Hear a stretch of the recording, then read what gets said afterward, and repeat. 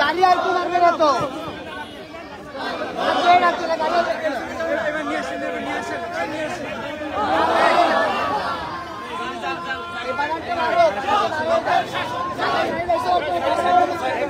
সব লোকের শাসন চাই,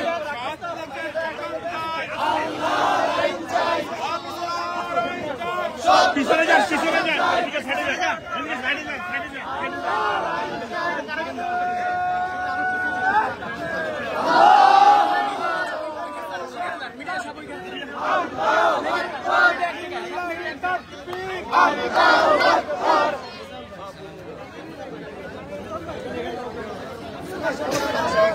পিছনে চলে যান,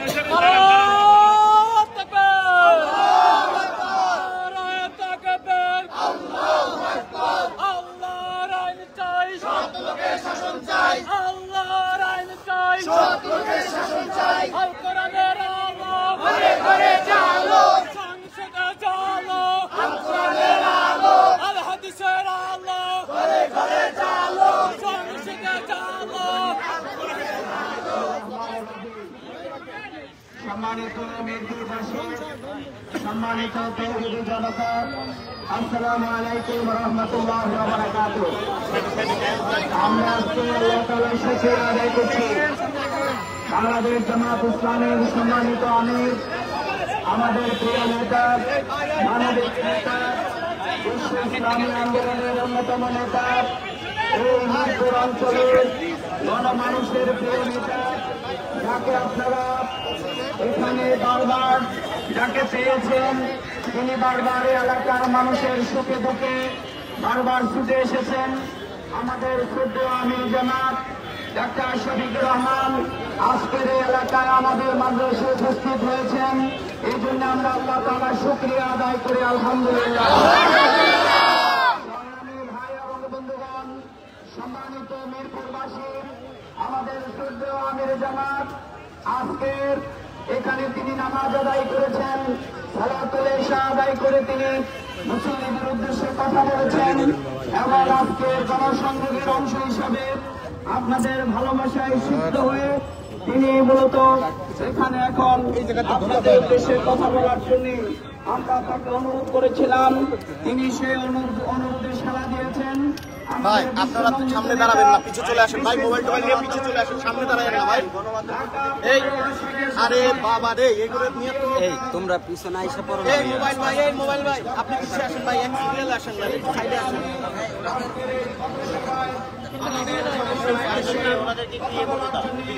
আমাদের সম্মানিত ভাই ভাই ভাই, মোবাইল, এই মোবাইল ভাই, মোবাইল ছাড়েন, মোবাইল ছাড়েন।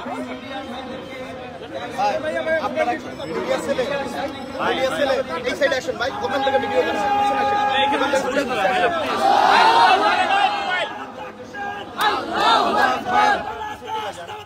জিন্দাবাদ জিন্দাবাদ, মোবাইল ছাড়েন, মোবাইল। বাংলাদেশ জামাত ইসলামী। এই যে পাঞ্জাবি, ব্লু পাঞ্জাবি। গরিব আল্লাহ, গরিব আল্লাহ। ওয়ালাইকুম আসসালাম।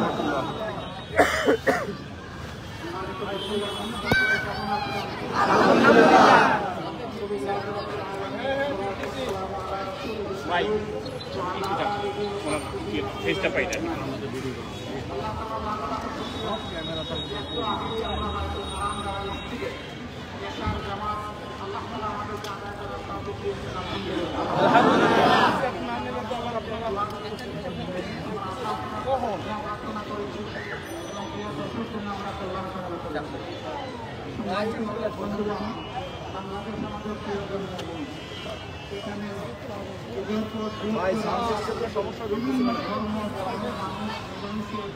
শান্তিপূর্ণভাবে বসবাস করে আল্লাহ তাআলা এই দেশটা আমাদেরকে দান করেছেন।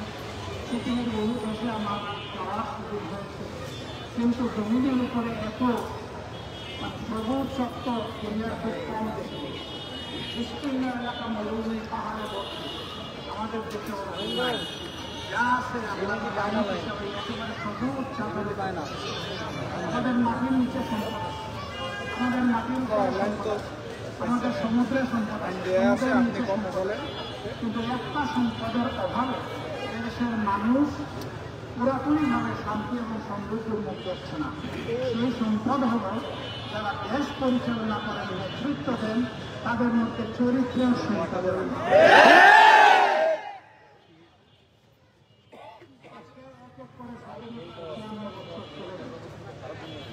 এই সময়ে অনেক দল অনেক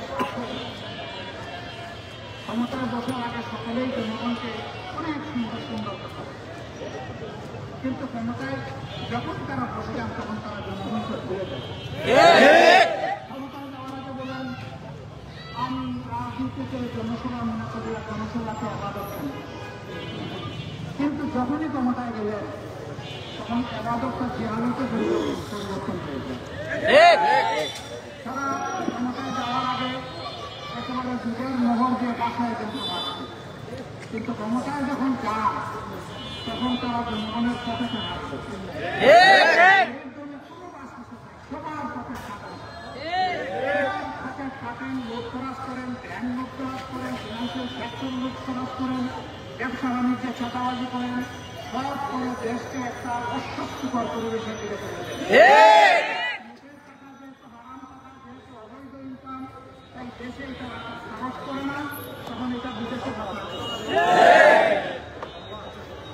গরিব মানুষের টাকা যারা বিদেশে পাঠানো, এইভাবে জনগণের সাথে ফুটা প্রচারণা করে তারা জালিয়াতি করে অপরাধ করছে, তারা আসলে লাভ করবেন। এরা আমাদের দেশে তাকে যে ভিক্ষা করেন তাদের চরিত্র নষ্ট হয়েছে। ভিক্ষা যদি কেউ পেটের জ্বালা বিটানোর জন্য করে এটা হারাম না, আল্লাহর বিধানে এটাকে হালাল রাখা হয়েছে এবং সম্পদশালীদেরকে উৎসাহিত করা হয়েছে যারা গরিব তাদের দিকে সদয় দৃষ্টিতে দেখার জন্য সদয় হাত বাড়ানোর জন্য। কিন্তু যারা নিজেদের হাত অন্যের পকেটে ঢুকে দেয় এটাকে আল্লাহ হারাম ঘোষণা করেছে। আমরা একটা দুর্নীতিমুক্ত বাংলাদেশ চাই, সবাই চান। বের হলেই দুর্নীতি শুরু হয়ে যায়। আপনি যেখানে যাবেন সেখানে সেখানে মানুষ অতিষ্ঠ, এই খেলায় একেবারেই মানুষ এখন আশপাশ। আমরা এই ঘটনা থেকে দেখতে চাই যে আমাদের চাকরি থেকে মুক্তি পাবেন ইনশাআল্লাহ। আমরা দুর্নীতির বিরুদ্ধে যুদ্ধ ঘোষণা করেছি। এই দুর্নীতি সমাজ থেকে নির্মূল না হওয়া পর্যন্ত আমাদেরকে কেউ থামাতে পারবে না। আমাদের এই যাত্রা অব্যাহত থাকবে। আমরা এরপরে বলেছি বাংলাদেশের গ্রাম থেকে শুরু করে সুপ্রিম কোর্ট গোটা মানুষের জন্য এখন ন্যায় বিচার অবশিষ্ট নেই। আমরা বলেছি ইনশাআল্লাহ আগামীতে কোরআন এবং সুন্নাহর ভিত্তিতে সমস্ত দল, ধর্ম, জাতি, ধর্ম নির্বিশেষে সমস্ত মানুষের জন্য ন্যায় বিচার বা সামাজিক সুবিধা নিশ্চিত করা হবে। এখানে বিচার বিভাগ দেখবে না কে রাষ্ট্রের প্রেসিডেন্টের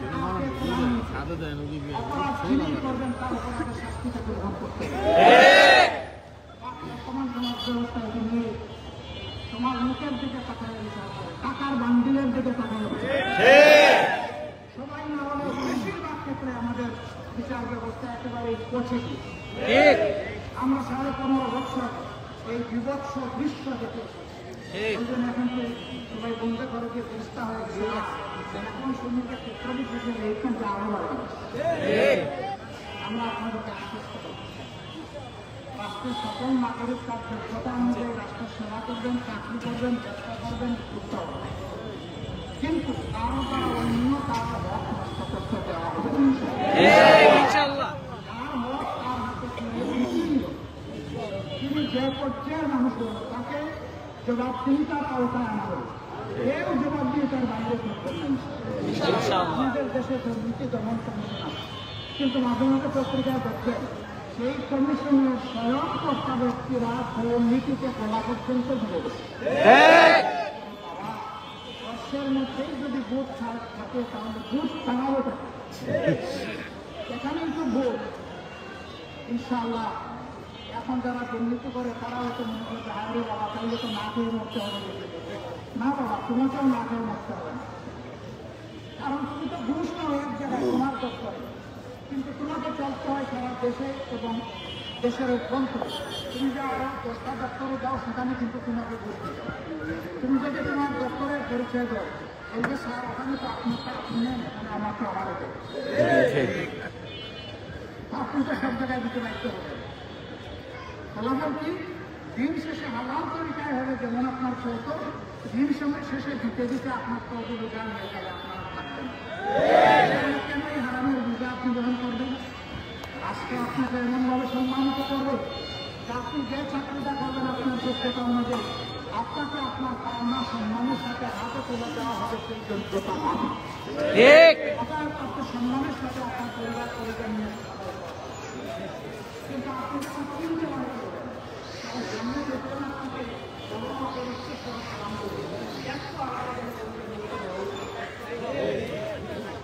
রোদের হাত দিন আকান্ত দুর্নীতিবাদ তখন আপনাকে বরঞ্চ আপনার সামনে এসে আপনাকে উন্নতি প্রমাণ করবেন না যদি আপনার এক্সেন্সে বলবেন না এই লোকটা দেশের জন্য একটা নিয়ামত, আপনি তাই আসল না করে আপনি দেশের সত্যিকারের ব্যবসা করবেন।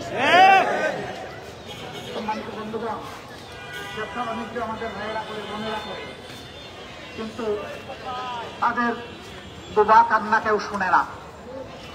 আসে আইসা হাত পাপ দেখায়, একজন বলে ইনি আমাদের বড় ভাই, এলাকার বড় ভাই।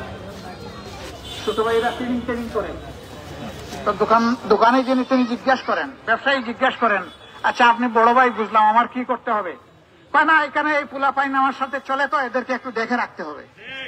কয়েছে ভাই আমি তো আমার ব্যবসা দেখে রাখবো, পোলা পাইন দেখবো কেমনে? কয় বুঝেন না মিয়া, দেখার অর্থ কি? দিনে আসবে, সপ্তাহে আসবে, মাসে আসবে, হাত ভরে আমরা যা চাইবো তা দিয়ে দিবেন। বলবে আমি গরিব একজন মানুষ, সাধারণ একজন মানুষ, স্বল্প পুঁজিতে ব্যবসা করি, আপনাকে দিলে আমার ব্যবসা চলবে কেমনে? স্পর্ধা তো আপনার কম নয়, বড় ভাইয়ের সাথে আপনি তর্ক করেন। প্রত্যেকে আসছেন, চিনেন না? এই ধরনের কথাবার্তা বলে না, ক্ষেত্র বিশেষ হাত উঠে দেয়, তা শক্তি দেখানোর জন্য, ভয়ভীতি দেখানোর জন্য। আমরা আপনাদেরকে আশ্বস্ত করছি, আল্লাহ তাআলা আপনাদের ভালোবাসায়, আপনাদের সমর্থনে, আল্লাহ তাআলার ইচ্ছায় যদি আমাদেরকে এই দেশবাসীর খেদমত করার সুযোগ দেন, আপনাদেরকে সাথে নিয়ে সমস্ত দুর্বৃত্তদের হাতকে অবশ করে দেওয়া হবে। ব্যবসায়ী জায়গায় ব্যবসা করবে, চাকরিজীবী জায়গায় চাকরি করবে, তারপরে তার থেকেও খবরদারি করার কোন দুঃসাহস দেখাবে না ইনশাআল্লাহ। রাষ্ট্র ন্যায় এবং ইনসাফের ভিত্তির উপর দাঁড়াবে এবং রাষ্ট্র এক চোখে সবাইকে দেখবে, দুই চোখে দেখবে। ইনি যে ধর্মের যে দলের হন না কেন। আফসোসের বিষয়, মায়েরা আমাদের মায়ের জাতি, কিন্তু এই সমাজ মায়েদেরকে সম্মান দিতে পারে না। আমাদের মায়েরা ঘরেও নিরাপদ না, তারা চলাচলের সময়ও নিরাপদ না, তারা কর্মস্থলেও নিরাপদ না। এমনটা কেন হবে? এমনটা হয়েছে এই কারণে যে এই ধরনের একটা দেশ যেখানে 90% মানুষ মুসলমান, কোরআনের সাথে আমাদের আচরণের কারণে এই অবস্থা হয়েছে। নবী সাল্লাল্লাহু আলাইহি সাল্লাম তার জীবনের শেষ লগ্নে এসে বলেছিলেন, হে বিশ্ববাসী তোমরা সাক্ষী থাকো, আজ এমন একটি সমাজ ব্যবস্থা তোমাদেরকে উপহার দিয়ে যাচ্ছি।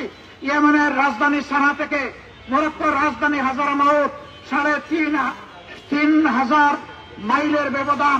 একজন যুবতী একা একই রাস্তা চলবে, তার সমস্ত রূপ সৌন্দর্য এবং তার সামর্থ্য নিয়ে কোন জালিমের চোখ তাদের দিকে তুলে তাকানোর সাহস করবে না। আল্লাহ ছাড়া সে কাউকে ভয় করবে না। এই জন্য আল্লাহ রাসূল তার জীবনের শেষ টুকরা এসে বলেছিলেন, খায়রুল কুরুনি কারনি সুম্মাল্লাযীনা ইয়ালুনাহুম সুম্মাল্লাযীনা ইয়ালুনাহুম। জগৎবাসী মনে রেখো, আমার যুগ শ্রেষ্ঠ যুগ, এমন সুশাসন আর তোমরা চোখে দেখবে না। এরপরে আমার সাহাবাদের যুগ, এরপরে তাবেঈনদের যুগ। ইতিহাসে তাই হয়েছে। আমরা আবার খেলাফত আলা মিনহাজুন নবুওয়াত, আল্লাহ তাআলার নবুয়তের যে শাসন মদিনা কেন্দ্রিক ছিল, আল্লাহর কাছে আরজ করে, হে আল্লাহ বাংলাদেশে সেই শাসনটা তুমি আমাদেরকে দান করো।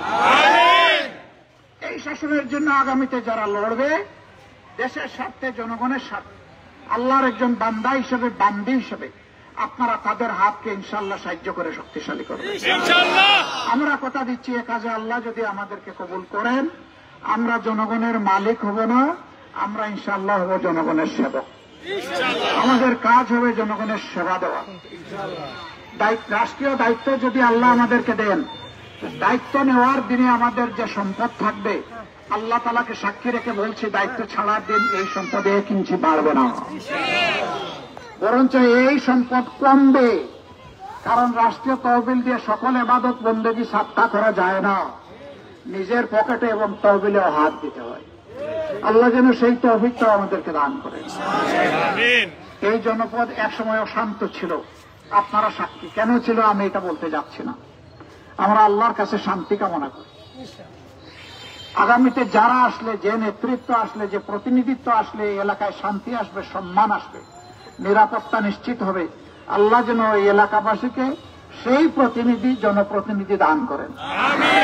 ওটা বাংলাদেশকেই যেন আল্লাহ তা দান করেন। আমরা বাংলাদেশকে একটা শান্তির, সম্মানের, সাম্যের বাংলাদেশ হিসাবে দেখতে চাই। এই বাংলাদেশের জাতপাতের ব্যবধানে, ধর্ম বর্ণের ব্যবধানে আমরা কোন ধরনের বৈষম্য আমরা আর দেখতে চাই না। আমরা একটা ঐক্যবদ্ধ জাতি দেখতে চাই। আল্লাহ তাআলা সেইভাবেই এই দেশবাসীর সাথে আমাদেরকে কাজ করার তৌফিক দান করুন। আপনাদের সবাইকে অসংখ্য মোবারকবাদ। আপনারা মূল্যবান সময় স্যাক্রিফাইস করে এখানে এসেছেন, আমাদের কথা শুনেছেন। আমাদের এই কথাগুলো যদি ভালো লাগে তাহলে আমাদের সালাম সহকারে প্রিয়জন, আপনজন, পরিবারের সদস্য, প্রতিবেশী, কর্মস্থলের সাথী সবাইকে আপনারা মেহরবানি করে পৌঁছে দেবেন।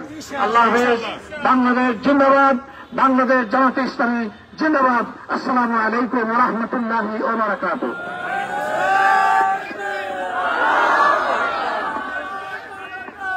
এই সংগ্রামী তৌহিদি জনতা, আমাদের শ্রদ্ধেয় আমির জামাত এই এলাকার মানুষের ভালোবাসায় সিদ্ধ হয়ে আজকে একটি সুন্দর, মানবিক, ইনসাফ ভিত্তিক বাংলাদেশের গড়বার জন্য আমাদেরকে যে আহ্বান করেছেন, আগামী দিনে আমরা মার্কায় ভোট দিয়ে ইনসাফের বাংলাদেশ আমরা গড়ে তুলব ইনশাআল্লাহ। আমরা আমির জামাতকে এলাকার পক্ষ থেকে, ঢাকা মহানগরী উত্তরের পক্ষ থেকে আবারও আন্তরিক ধন্যবাদ এবং মোবারকবাদ জানিয়ে আজকের এই পথসভার কার্যক্রম আমরা এখানে সমাপ্ত ঘোষণা করছি। আসসালামু আলাইকুম ওয়া রাহমাতুল্লাহ।